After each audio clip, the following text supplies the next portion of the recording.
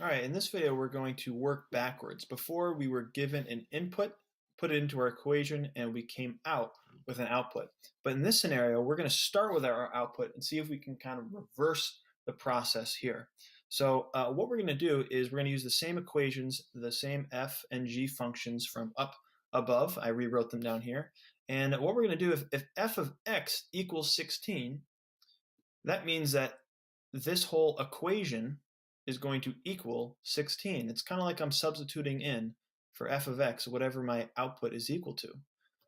So 16 is going to equal 3x plus 7. Here is my output, and I'm trying to figure out my input. So now I'm just solving for x, which you know how to do. I'm going to subtract 7 from both sides, and I'll get 9 equals 3x. If we divide both sides by a 3 here, I get an x equals 3. What this means is that if I have an output of 16, I must have started with an input of 3. And you can, of course, check this. Plug 3 back in, and you should get out a 16, which we do. Let's take a look at this next one here. F of x equals 1. So here I want to know if my output is 1, I need to solve for my input. Same process here. I'm going to subtract 7 from both sides. This goes away. Negative 6 equals 3x.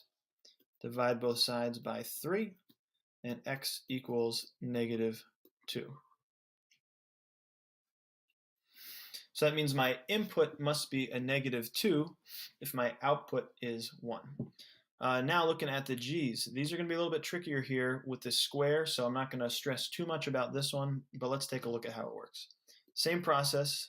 I'm going to set my output equal to 0, and I want to solve for x. So I would divide both sides by 3 to start off, and then 0 divided by 3 is 0, so I get 0 equals x squared. Now the only number multiplies by itself, the only number that multiplies by itself to get me 0 is 0, so x is going to equal 0 in this example here. So with an output of 0, my only input that would make this thing work is 0. This last one here is a little tricky. You can give it a shot if you want, but I'm guessing there's going to be some difficulty with this. Well, but let's see. 48, that's my output.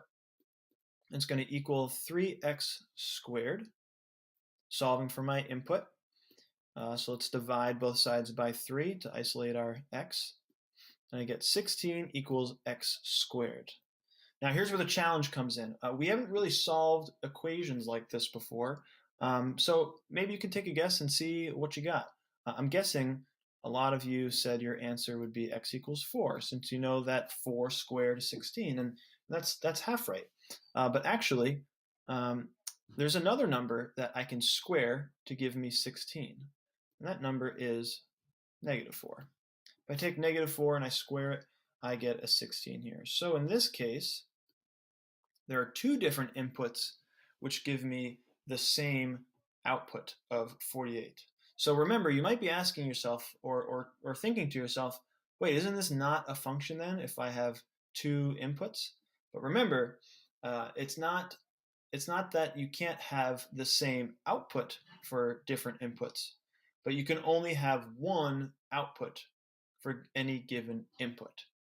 So try and wrap your mind around that. And that's how these work. When you're working backwards, it's basically you're setting your equation equal to your output and solving for your input. So let's keep moving along here. Let's see how we can apply some of this stuff. Lots of times we will look at functions, and they usually have some sort of a real life application to it, or they have some sort of meaning behind them. And so we'll see here we have this fake application, but very scary. Swine flu is attacking Porkopolis, and the function below determines how many people have swine flu. It says here that t is time in days, and s is the number of people in thousands. So what we have here is a function, and s of t is how I would say this function, given by st plus 2. So what I'm doing here is it's telling me that my input to my function is the time in days, and my output is going to be the number of people in thousands. So why don't you give these 4 a shot? Same type of process, but now we have a different equation and some different letters in the mix. So give them a shot and see what you can make out of it. And I'll put a little link to skip ahead if you're feeling good about this. So let's see. So S of 4. I'm going to take S of 4 and plug in 4 for t. And that's going to give me 28 plus 2. So that means that S of 4 equals 30. All right, and now let's ask, what does S of 4 mean? Well, we're going to have to think about what the input means and what the output means.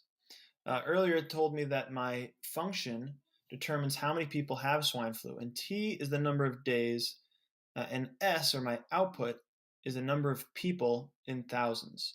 So what this means, literally, is that after 4 days,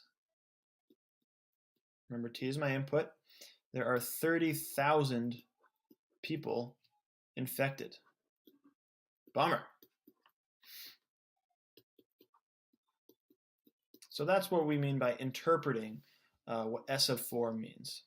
So let's go backwards. Let's go the other way. And let's take S of t and say, well, that's going to produce 23.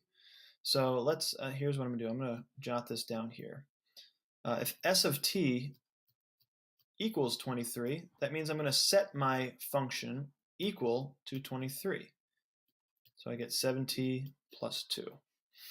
So here we're solving for t, subtract 2 from both sides. I get a 21 equals 7t.